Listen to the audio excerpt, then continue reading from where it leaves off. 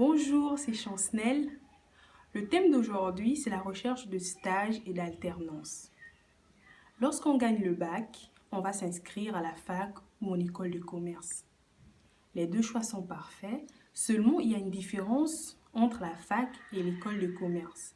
La fac est plus théorique. C'est au bout de la 3e et 5e année que tu vas devoir faire des stages obligatoires. En école de commerce, c'est dès la première année, dès le départ, que tu vas avoir des stages imposés et donc tu acquiers plus d'expérience. C'est vrai qu'aujourd'hui, le monde évolue. Il y a des facs qui font des stages imposés dès la première année. C'est le cas des DUT. En école de commerce, c'est l'équivalent du BTS. En école de commerce. Niveau bac plus 2. En école de commerce, il y a la formation initiale et la formation alternance. La formation en initiale, toi-même tu rémunères ta formation. Et en alternance, c'est l'entreprise qui t'embauche, qui paye ta formation et te rémunère toi. Le stage, c'est sur une période donnée, rémunéré entre 300 et 600 euros en fonction de ton âge, ta nationalité et ton niveau d'études. Pareil pour l'alternance. Mais l'alternance, l'entreprise t'embauche, te rémunère et paye aussi ta formation. L'alternance, tu es considéré comme un salarié, comme tous les salariés. C'est-à-dire, tu travailles 5 jours dans la semaine, tu fais 35 heures. Par exemple, tu fais 2 jours à l'école, 3 jours en entreprise. Les 2 jours où tu es à l'école sont considérés comme si tu étais en entreprise. En fait, c'est comme si tu étais un salarié de l'entreprise et l'entreprise te paye ta formation. Donc, si tu sèches un jour de cours, ton salaire sera réduit à la fin du mois. Donc, ça aussi, il faut le savoir. Et la recherche de stage. Comment trouver un stage ou une alternance? Et aussi, je rappelle que l'alternance ou contrat pro, c'est la même chose. C'est un contrat que tu peux signer avec une entreprise de 1 an, de 2 ans. Ça dépend de ta formation. Si c'est une formation de 2 ans, voilà. Comment chercher des stages? On va commencer à parler de le CV et la lettre de motivation. Le CV, il faut que ton CV soit bien fait. Il faut vérifier les fautes et aussi bien structurer ce que tu as à mettre à l'intérieur. Vraiment faire attention.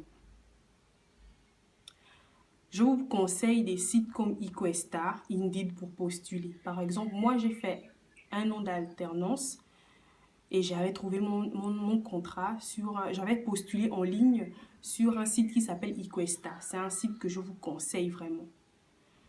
Concernant les lettres de motivation, la lettre de motivation, ne faites pas une lettre de motivation propre à une entreprise. C'est-à-dire, par exemple, la BGFI Bank, ne dites pas je veux intégrer la BGFI Bank parce que vous faites ci, vous faites ça. Non, faites des lettres de motivation en disant, par exemple, je suis étudiant, dynamique, je suis motivé, je veux travailler auprès de vos équipes parce que je veux acquérir de l'expérience. Voilà. Je vais vous donner des petites techniques comme ça pour améliorer votre manière de chercher des emplois, comment déposer vos candidatures. Premièrement, envoyez vos CV. Envoyez vos CV, votre lettre de motivation aux différentes entreprises. Deuxièmement, faites-vous des fichiers Excel. Vous mettez les noms des entreprises, les adresses, les numéros de téléphone. Pensez à rappeler ces entreprises-là. Après 1 semaine, par exemple, vous appelez les entreprises pour demander l'avancement de votre candidature. Vous pouvez appeler, par exemple, « Bonjour madame, je suis je suis étudiant dans telle école en formation et je vous ai envoyé mon CV, ma lettre de motivation à telle heure, tel jour. J'aimerais savoir l'avancement de ma candidature. » Ou est-ce que vous pouvez me passer le service ressources humaines parce que souvent c'est ce service qui s'occupe de recruter le personnel. Ou une personne, une personne du service concerné. La personne à l'accueil vous dira, oui, bien sûr, on vous passe le service, ou rappelez, ou votre candidature est en étude, on va vous rappeler. Mais sachez que tant qu'une entreprise ne vous a pas dit non, vous avez le droit de retourner, de rappeler, tant que l'entreprise ne vous a pas dit non. Et aussi, je voulais donner un conseil à mes frères et sœurs qui sont dans des pays africains, qui sont pas dans des pays développés en fait. Souvent, postuler en ligne n'est pas encore très à la côte chez nous. Donc, moi, je vous conseille de faire du porte-à-porte, ne pas vous décourager. Tant qu'une entreprise ne vous a pas dit non, vous avez le droit de retourner, d'appeler, insister, jusqu'à ce qu'on vous dise non. Et tant qu'on ne vous a pas dit non, c'est dans vos droits de retourner et d'insister. Donc voilà, moi c'est ce que je voulais partager avec vous. J'espère que j'ai apporté un plus dans la vie de chacun. Et voilà, je vous demande, merci pour ceux qui se sont abonnés et je vous demande de continuer à partager, à liker mes vidéos.